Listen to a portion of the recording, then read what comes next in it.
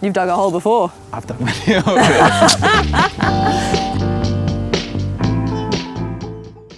All right, welcome Duval Timothy to the allotment. Hi Flo, thanks for having me.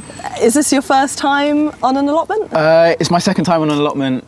I've got a friend who had a patch, but we didn't really plant anything. We just had a barbecue. It's just kind of my first time doing what I meant to do. Yeah. I mean, that sounds like something you're meant to do. Yeah. That sounds kind of better, I have to say. But yeah, I'm super excited. I'm an outdoors person, big garden person. Just got a flat with a kind of big garden, so I'm like starting to try and grow some stuff we can eat. And yeah, my mum's side of the family, like her parents had a garden where they grew loads of vegetables and fruit where we used to play, so it's in my blood, yeah. So what we're doing today is we're planting courgettes. Just get all of the weeds and the roots out of here. Then we're going to dig 3 big holes, fill them with compost, make a little volcano thing. Yeah. A little mound. Of soil. Yeah. Put the courgette in the middle, cover it with some tarp, job done. Sweet. Seeds or a little plant? Little plants. Okay, nice. One I've made earlier. Put the little trowel or the little fork in, lift up a bit and just wiggle. And see there? Yeah, that's what you really want to get out. And nice. You can chuck them in your bucket. These ones that look dead aren't really That's cool. fine. But you'll never, ever be able to get all of them out. So you just do your best to give the plants kind of the best chance. This is the roots of something called ground ivy. It's not pretty, it's just annoying, and it strangles the plants. Shit. Yeah. So that's what I'm trying to get rid of as much as I can, basically, before we put the baby plants in. And I've given you a blue bucket. Thank you, yeah, I appreciate the consideration. Because you only wear blue. I only wear blue, yeah. It's a bit of an ode to Blue Borough, South East London, where I grew up. And yeah, at a certain point I wanted to simplify my wardrobe, I guess. Like at the time I'd done exhibitions about Lewisham and was thinking about like where I'm from a lot. So Lewisham is the Blue Borough, is that because their bins are blue or is that a wider blue thing? It's kind of like the official colour, it's on all the signs, the bins are blue, and it's kind of like I guess a bit more of like a road thing or a music thing. People refer to it as like Blue Borough or Deep Blue Sea. There's a few mixtapes. Do you know Don Strapsy, Drew Blue? Nah. He's a Lewisham artist who's also like, he's kind of doing a cool thing with a football team called SE Dons. Oh yeah? And they kind of like, I guess they like vlog about their football team as well. But yeah, he's, he kind of represents Lewisham a lot. So how strict are you with the blue? It's funny, I mean, it took a while to get like a fully blue wardrobe. And then in the last year or so, I tried to like loosen up and I was like, okay, I'm gonna let myself wear some other colors because blue's not even my favorite color. Oh, what is? It's kind of like a soft red, like a pinky cadmium red. So I don't know, I started easing into a couple other items and then it just felt wrong. And so now I'm just like doubling back down on the blue. I'm trying to minimize and just have stuff I love. How long have you been in all blue? I can't remember, maybe like 2016. That's a long time to be wearing one colour. It's a while, yeah. I mean, it's fun. It's one of those things, you know, when you do something, you want to try it out. Yeah. And then you don't realise it's kind of forever. Or it's also like really hard to undo. I'd have to buy loads of clothes you're the to blue not guy wear now. just blue, yeah. When I started it, I was looking at that whole kind of narrative of like, Barack Obama always wears pretty much the same thing to not spend time thinking about what he's wearing. Basically think about more important things. Right. You've inspired me a bit. Do you view the blue as like part of your practice, like your artistic practice? The fact that you only wear blue, is it kind of... What you do and who you are kind of like morph into one and the same, especially if you're like creating stuff. Mm-hmm. It's kind of hard, like, I guess in the UK,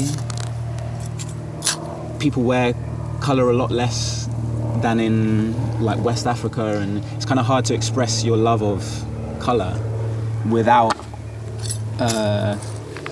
people thinking you're trying to make a statement or that you want attention. Right. What is the experience of that like when you're in Sierra Leone, which is where you spend sort of, is it half your time? Are you about a quarter or sometimes a third of the year, like Okay. 3 to 5 months each year. Yeah, it's great. Like people wear like pink suits, like men wear pink suits, purple suits, like, and it's kind of normal. Sick. A few people call me Mr. Blue, like because the house is blue as well.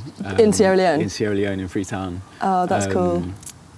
And yeah, it's kind of a nice thing. I guess it makes me easier to spot as well. So it's quite nice, like locally, people know who I am, and Oh, there's something really beautiful about that, about being Mr. Blue. It's like the You Must Know Mr. Pink. Who's Mr. Pink? In Lewisham. He had the house yeah, with on the house. hill. Yeah. I was just talking about that documentary recently, actually. Yeah. It's we should say, for people who aren't familiar, it was this guy. Where was he from originally? Somewhere in the Caribbean. Maybe Barbados. Yeah. And he moved to the UK. He was living in London, and he painted his house, which is at the top of Lone Pit Hill in Lewisham, a really beautiful like residential street. And he had this really nice house at the top of the hill, like on the corner. And he painted it, didn't just paint it pink, he painted it in those colours. Yeah, and he had a beautiful garden outside the front as well. That's why I know about him. Yeah. So I grew up kind of like round the corner from him, basically. And it's funny, like, a lot of people, I don't know, you kind of get this sense that, people think this guy's a bit crazy. Right. And it's like, why is he on this mission to do this? Because he was kind of constantly painting and repainting the thing. He was always out the front of the house, wasn't he? Yeah. Like tending his garden and stuff. And then I think, like, for me, going back to West Africa, it's like, you start to realise, like, those things, it's kind of like what we do. It's like it's a big part of our culture, like colour, and the way we use colour in architecture and stuff is like, it's kind of wild, you know. And he's like recreating his home here in Lewisham. Totally. In doing that. And yeah, I love that documentary. I think Helen Apio. Yes. It's on YouTube. Yeah, it's on YouTube. Yeah, you can watch it for free. But so, have you been in Sierra Leone a lot recently, or have you been in London? Yeah, we were just out there. We went with our daughter, who's she was 5 months at the time when we travelled out there. So it was kind of nice to show her, you know, another place that's home to her. Yeah. Are you dressing her in blue? No, I'm not. She's got a couple blue bits. So when she is in that, it's a bit wild, you know. That's very cute. She's kind of like camouflage when I wear her sometimes if she's wearing a blue jumpsuit or something. That's really cute. How are you finding being a dad? Yeah, I absolutely love it. Really? It's incredible. Yeah. I can imagine. And since having a baby, how have you how has that affected making art, and what kind of things are you making at the moment? Because I know for me, I love your music, but obviously that's because I am a radio host and music's kind of my bag, and your music is it's just insane. Every time I play it, there's a few songs of yours that just crazy. But wicked. That for me is you're a musician to me primarily, but I know you also do some other bits, yeah. Yeah, you do some other bits, stuff, yeah. What's going on with that kind of stuff at the moment? I kind of stopped for a while around her birth, so I don't generally perform. Yeah. But I was speaking to Grace Wells Bonner about doing something around an exhibition she had in New York called Spirit Movers. Uh-huh. And we talked about doing something that's more in the spirit of like a happening, and this whole kind of like fluxus art movement of like spontaneous things just taking place. So it did end up being like a musical performance, but it wasn't in the vein of like entertainment. And I'd kind of made these sculptural objects of people that inspire me and kind of like center me creatively, and I'd move them around on the piano strings, and it was kind of like an endurance piece. The track First Rain kind of stretched out over 20 minutes or so. Oh wow. And yeah, that was really cool. I think just the process of developing it with Grace conversationally, and like we designed an outfit, and getting back into that's been really nice. It's obviously like a bit harder to find time to make stuff these days. Yeah. But But I guess there's a whole new well of inspiration, though. Yeah. Who were your inspirational figures on the piano? Ye was there, Kanye. Yeah. Sakamoto. Yeah. Ellen Arkbro was there. Oh, yeah. Kristen Oppenheim. Who's Kristen Oppenheim? She was. I met her randomly at an exhibition in Kennington. She was like from that same kind of like, I guess like 60s, 70s New York kind of abstract art music stuff. Okay. And she's been kind of re-releasing some of her recordings, like the old recordings on Info Records. Okay. I think you really like some of it, yeah, like just solo vocal stuff. Oh, wow. Yeah, really cool. Who else was there? Lamont Young. Who's Lamont Young? Lamont Young's like a... Such a risky question to ask that, you know, to reveal when you don't know who someone is. It's funny, I mean, he's such an icon to a lot of people that I feel like I'm going to explain him really badly. Okay. He just does super wild, experimental kind of like guitar stuff, and he had this idea of like a dream house where I think it's like each room represents a different song, and I just kind of out of that world of like John Cagey kind of stuff, but like okay. Feels like it has a lot more soul and like looseness to the approach. Okay. Of it. Am I going to be embarrassed that I said who's Lamont Young? I don't think so. I didn't know who he was until I did, and then yeah, it was a journey. Okay, that's good. It kind of makes me think. Actually, I've had conversations with some people here on the podcast. Mark Leckie came on. Yeah, I listened to it. Oh yeah, I'm a fan. Yeah. Oh yeah, I love him. What amazing. A legend. Yeah. He was talking about how at art school he found that side of it. You know, the who's who of the sort of artistic, cultural icons and stuff like that, and the more academic side of it, I guess, and the history side of it, he found like quite intimidating. Yeah. And he loved the actual practice, you know, making things. But that side of it was just a bit and off-putting. Did you? Because you also had an art school experience, right? Yeah, I mean, I loved art school, but I did have a little bit of that. It kind of brought my artwork to a place where I felt like I had to have a great idea before I'd let myself start making it, which is not a great place to be, because I think like making stuff, it's just about the process, isn't it? Like, and like when you're doing it, you're surprised, and you like sometimes choose to follow that, and it ends up being not exactly what you expected, you know? That's really interesting. What kind of things were you doing at art school? Were you making music? No, I went to St. Martin. When I went, oh, right. I was like painting and doing like figurative drawings and stuff. Right. And then I just kind of progressively got into more abstract monochrome canvases, to the point where I was just stretching fabric over a shape, and like that was what was really exciting to me. Monochrome? With like one colour. Oh, I see. So when I think of monochrome, I think of black and white, but that's just... Oh, yeah. So like one yellow colour fabric stretched over a triangle. Right. And then I was really interested in it, like moving or not being in the typical art spaces. So like carrying that painting to school on the bus was kind of a bit more exciting than when it got to college. And yeah, I eventually wanted to learn how to make fabric, because it was like, you know, like the colour is so different depending on the weave of the fabric and what material it actually is. So then that was my reason to go to Sierra Leone in 2015, 2016. Right. To learn traditional weaving and start making my own fabric and stuff. Wow. Interesting what you just said about the carrying the painting on the bus, you know, in the city being more interesting somehow than when it's where it's meant to be. It reminds me a lot of some of your music. Yeah. Like the sort of serene piano layered with like WhatsApp messages or the sounds of the city. And yeah, I never thought of it like that actually. That's cool. Yeah, totally sounds the same to me. Yeah. Oh, amazing. And with music, is that something you came to like later in life, or did you always make music?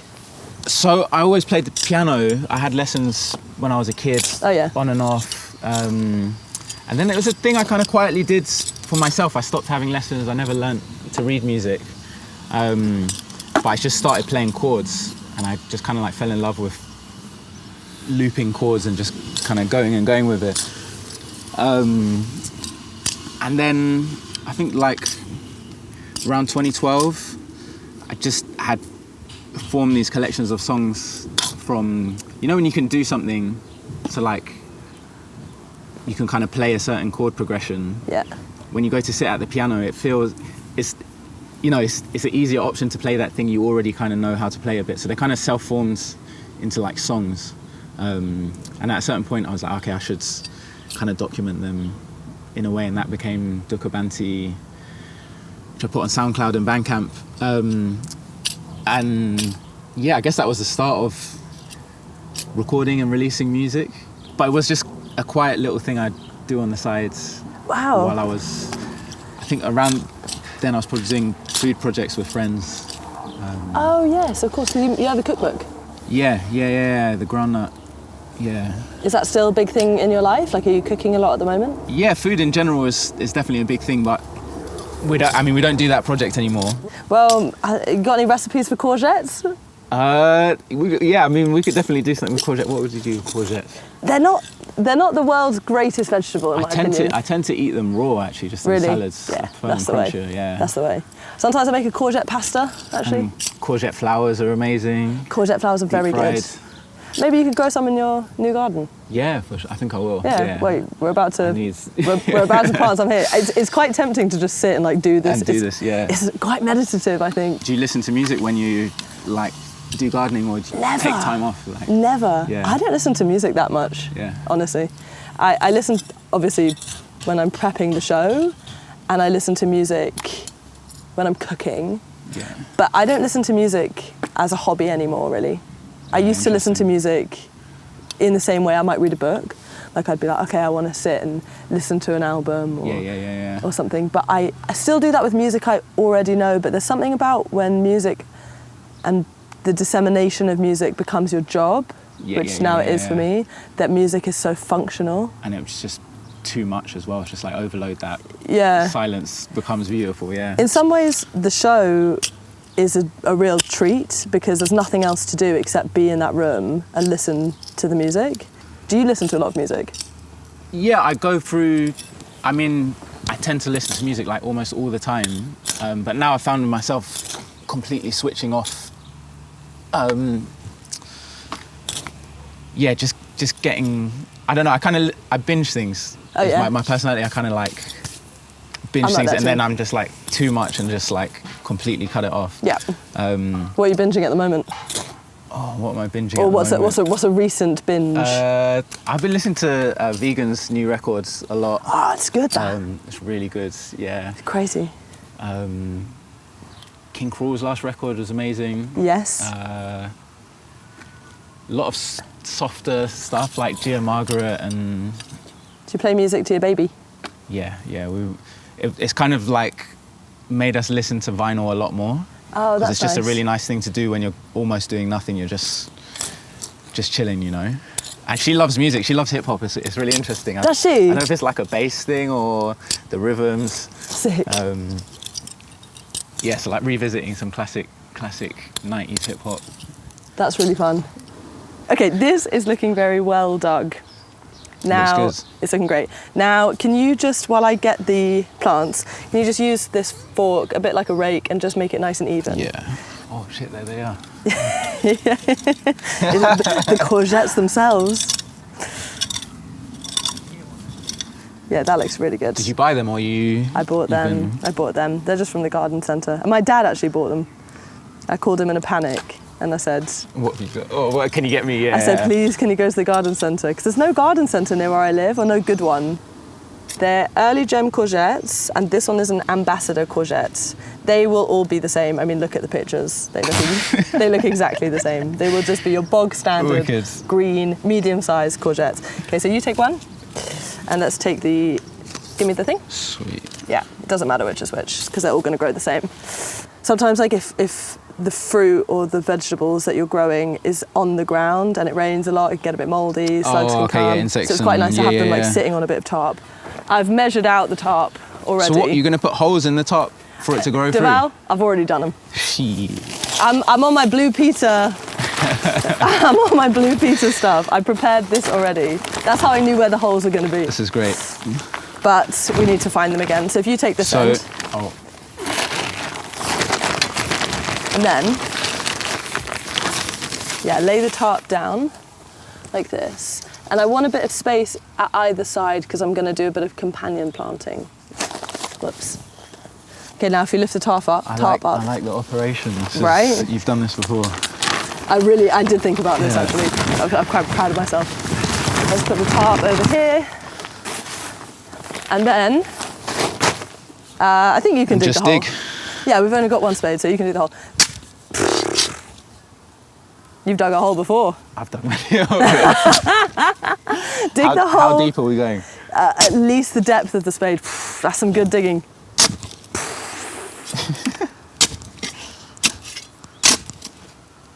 Why have you dug so many holes? I've been planting our garden at home recently. Actually, I do a lot of just like handiwork badly. Just try my hand at stuff. I've got a really small spade. This is a nice spade. No, go from the other side now. Yeah, so that your hole is nice and even. Okay. Yeah.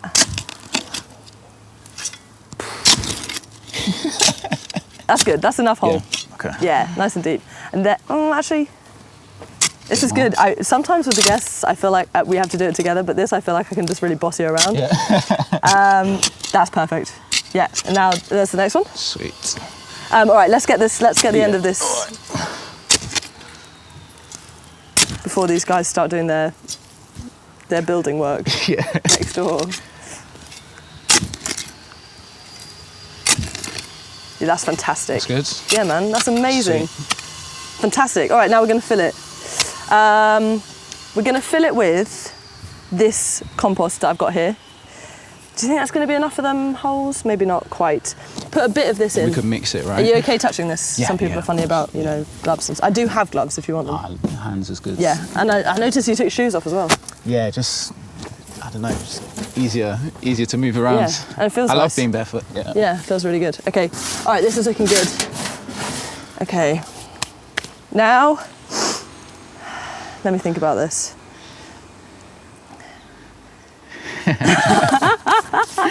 Now we need to build, the next step is we're gonna put the plant in like this, but we're gonna we're gonna add soil around the plant in such a way that it makes a little volcano. Yeah. And the plant will sit at the top. And when you water it, the water stays in the plant. Okay, yeah, so it needs a little... It needs a little moat. It needs the whole of the volcano at the top. Exactly, with the plant in it, and then it runs down. Got you. Yeah, got me? Yeah. As an artist, you can visualise it. So use this soil. I'll give you one here. Oh, wait, should we put it... I reckon just start putting it in now. So, because we're about at ground level now with the filling of the holes. I think I see my mum do it like when you have like a potted plant, these roots on the edge. Yeah. Kind of like loosen them up and they, I guess like... So they grow out? New soil around them a bit. I don't know. That's probably fantastic advice. Not so sure. let's do that. Let's give them a bit of a... Like without destroying the roots, I guess. Yeah, let's give them a bit of a squeeze. That's probably great advice. I've never done that. All right. Okay, there we go. So your parents still in Lewisham? No, they live in Bath now, actually. Oh, yeah? They moved after we went to uni. Right. But you always lived in Lewisham? You never lived in Sierra Leone until you were like an adult? No, I've just spent, a few months of each year for the last maybe 7 years. And you have a studio there? Yeah, we've got a music studio downstairs. So it's like it's actually my great-grandma's house in the centre of Freetown. Oh, like not that far from where the cotton tree is/was, whether it continues to grow now. And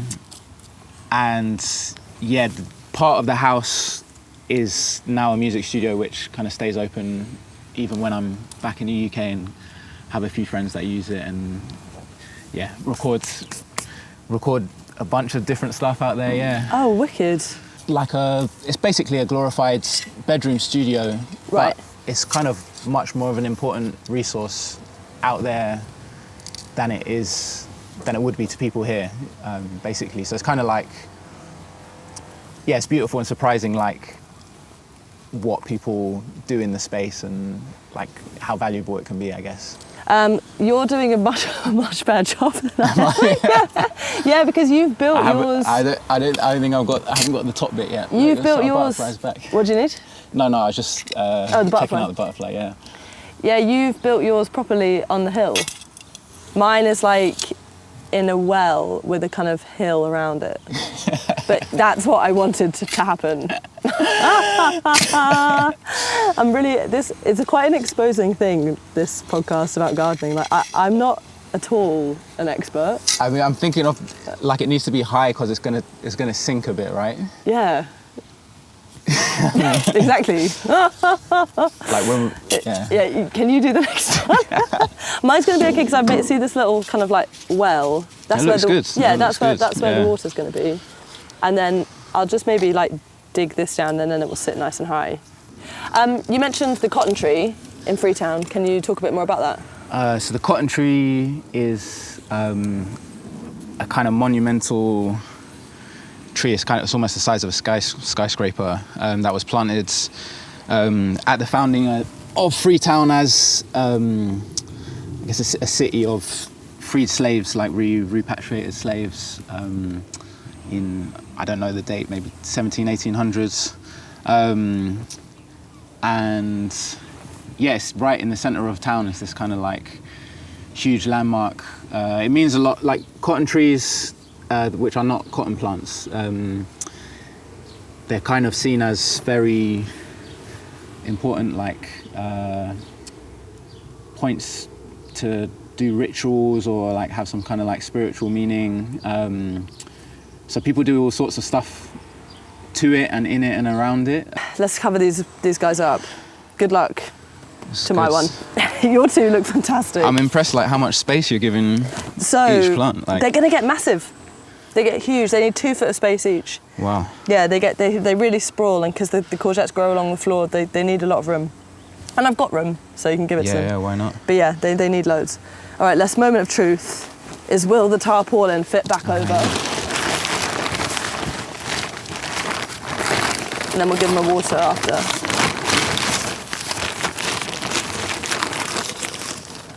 Okay. Yeah. And then we can just bring the leaves outside of the holes.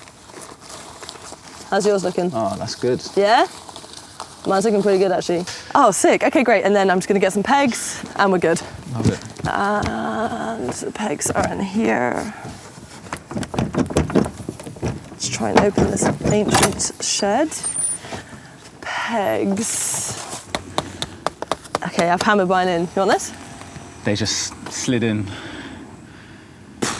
Soft soil.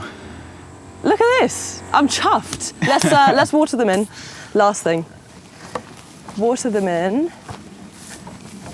Let's just make this a bit more even. Just get that even under there. Just walk on it a bit. And then, hopefully, if the technique holds, the water should sort of sit like in the little well. And obviously you want to avoid the leaves, if you can. Yeah, I've got a well going here. Yeah, this looks... Looking well looks like? decent, yeah. Fuck yeah. Okay, this is going to be good. This looks fantastic. This looks good, yeah. Duval Timothy, thank you so much for planting Thanks these so courgettes. much, Flo. You really, I've got to say, you did. Thanks for showing me the way. You did the bulk of the work. Thank you. Yeah, it's been Fantastic. great. Done?